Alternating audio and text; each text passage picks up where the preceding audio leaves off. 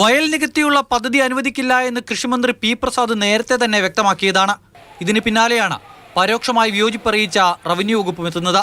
ഭൂമി തരംമാറ്റലിന്റെ കാര്യത്തിലടക്കം പ്രത്യേകിച്ചൊരു മാറ്റത്തിന്റെ ആവശ്യം നിലവിലില്ല എന്ന് പറഞ്ഞു വെക്കുന്നു റവന്യൂ മന്ത്രി. ഭൂപരിഷ്കരണ നിയമത്തിലും പൊതു സാഹചര്യത്തിലും എല്ലാം നിലനിന്നുകൊണ്ട് റവന്യൂ വകുപ്പ് ഒരു പുതിയ തീരുമാനവും ഇതുവരെ എടുത്തിട്ടില്ല എന്ന് പറഞ്ഞാൽ അതിന്റെ അർത്ഥം പഴയ തീരുമാനം തന്നെ. ഭൂപരിഷ്കരണ നിയമത്തിൽ ഇളവുകൾ ഉൾപ്പെടെയുള്ള എല്ലാ സൗകര്യങ്ങളും നിയമത്തിൽ തന്നെയുണ്ട്. ആ നിയമത്തിന്റെ ശരിയായ വായന മാത്രമേ ആ കാര്യത്തിലുള്ളൂ. 90% തണ്ണീർത്തടവും വയലുമുള്ള സ്ഥലത്താണ് ഇലക്ട്രോണിക് പാർക്കിനുള്ള നീക്കം നടക്കുന്നത് എന്നാണ് ആരോപണം. മാസങ്ങൾക്ക് മുന്നേ തന്നെ കൃഷി റവന്യൂ വകുപ്പുകൾ പദ്ധതിക്കെതിരെ നിലപാടെടുത്തിട്ടും കഴിഞ്ഞ ആഴ്ച കൂടി ചീഫ് സെക്രട്ടറി സാധ്യതകൾ ചർച്ച ചെയ്യാനായി യോഗം വിളിച്ചിരുന്നു. തണ്ണീർത്തടം നികത്തിയുള്ള ഇലക്ട്രോണിക് പാർക്കിന് IT വ്യവസായ വകുപ്പുകൾ അനുമതി നൽകിയതാണ്. വിമാനത്താവളത്തിനായി കണ്ടെത്തിയ സ്ഥലം പിന്നീട് മിച്ചഭൂമിയായി സർക്കാർ കൈവശം വെച്ചിരിക്കുകയാണ്. Take of two future private limited എന്ന കമ്പനിയാണ് പാർക്കിനായി ശ്രമം നടത്തുന്നത്.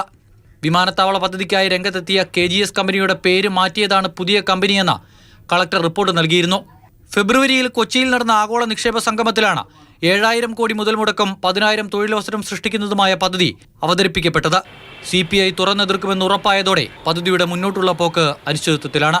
മാതൃഭൂമി ന്യൂസ്, തിരുവനന്തപുരം.